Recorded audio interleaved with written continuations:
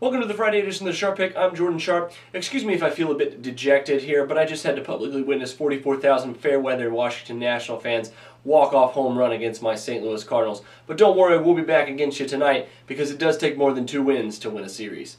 Now to the matter on hand, which is football. It's Friday, which means it's time for the public to start getting their hands on the NFL odds. And while I don't expect the public to move the odds too much, let's just take a look at what the landscape's looking like here for this weekend and see what the public will be, in fact, betting on.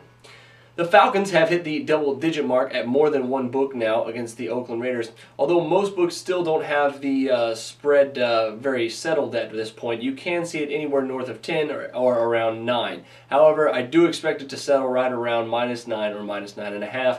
You're not going to see too much action on the Raiders. However, if it does get too high, you got to be wary of teasers, so expect it to stay right around the 9 mark.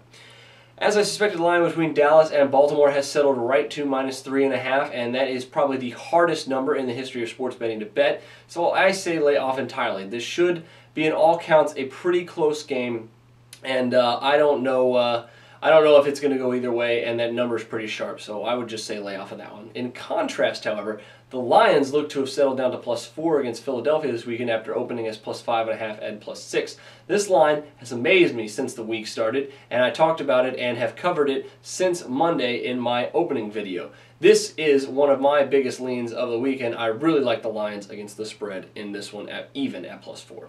After opening as field goal favorites, the Bucs have risen all the way to -4.5 favorites over the Kansas City Chiefs. Kansas City is in a mess with the exception of their star running back Jamal Charles, and it seems that now the value has been bet out of this line since it's moved to 4.5. The Patriots and the Seahawks line has similarly moved to the Dallas and Baltimore line, but on this one I do see clear value on one side. The Pats are -3.5 favorites after opening at -4 on the road. Remember, we're talking about the Patriots here. We were talking about them in the offseason being one of the best teams in the AFC. Well, the Texans might have something to say about that right now. However, the Pats are right up there, and I think they're starting to click, which means watch out because they are going to be good.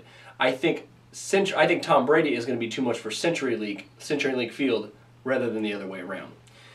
Well, you don't have. It's still been a week now. We still only have one book with a Vikings and Redskins line out right now, and it currently favors the Vikings at -1.5. This all has to do with Robert Griffin III and his concussion, and we have yet to see a clear practice report yet, even though he has been practicing on a limited basis. So keep an eye out for Friday's injury report, and I bet if it has some clear virtues, you're going to see a line look up.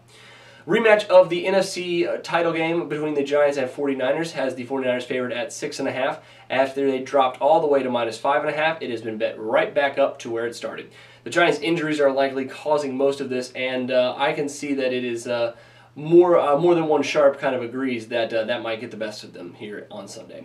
Our big move of the week is also probably the game of the week. The Packers going to Houston to face the Texans, and the Texans, after opening at -5.5, have dropped all the way to -3.5. Even though only a small majority of the money has come in on the Packers.